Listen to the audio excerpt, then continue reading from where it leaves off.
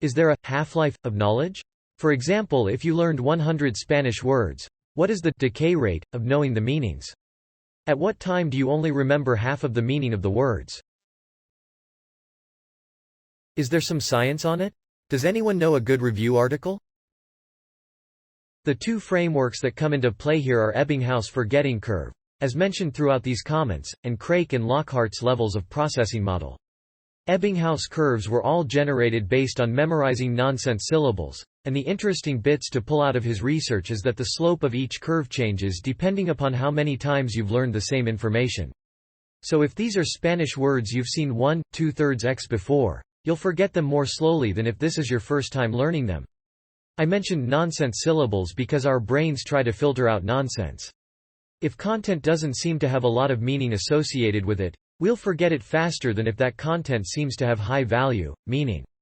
That's where levels of processing comes into play. We remember high-meaning content, like imagery, substantially better than low-meaning content, like random letters or foreign-sounding words. In practice, that ends up meaning that if you're looking at a set of Spanish words that are associated with translated English words, e.g., perro, dog, gato, cat, and compare that to a set of Spanish words that are associated with images, e.g., perro, image of perro, gato, image of gato, you'll remember the second set of words twice as long. I wrote a book about the science of memory in the context of language learning that became a bestseller back in 2014. If you really want to jump in the weeds on this topic, I recently gave a talk that goes into a lot of depth on the interactions between these two frameworks. The current theory of memory and learning is that it's caused by a change in your brain, specifically a strengthening of the connection between neurons in your brain. If you don't ever revisit those connections, they do weaken over time, but they never fully disappear. This is where phenomenon like tip of the tongue or floodgates of memory opening come from. There's no strong understanding of what this decay rate is, which makes sense considering how many billions of connections we have in our brains and complicated a single memory can be when stored in our brains. But there are a few tricks that can be used to help increase the strength of those connections and therefore how long you remember things for. Make multiple, different but related connections. This is how the memory castle trick works. Teachers use this a lot as well when we make connections between lessons, real life, and other subject areas. All these extra connections in your brain strengthen the memory. Occasionally revisit the connection, even if it's in an abbreviated manner. This is why I'll offhandedly ask students questions like, "Hey, do you remember from yesterday?"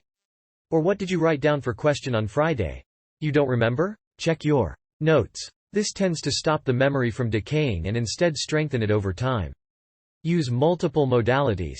Similar to connections, when you learn something in multiple modalities, you have more connections in your brain to rely on. If you see a word, hear it, write it down, draw a picture of it, speak it out loud, redefine it in your own words, you go from having a single memory to rely on to many different memories all working together. Edit. Be careful when searching for science about this. Since the spread of fMRI in the late 1990s, neuroscience has really exploded and our theories of memory and learning have changed a lot as a result. Unfortunately, a lot of the older articles are still referred to as if they were fact and tend to still guide a lot of teaching programs around the US. Anyways, here's a scientific review about how this theory has evolved over time. Unfortunately, it's behind a paywall. If anyone can access the article, please do share.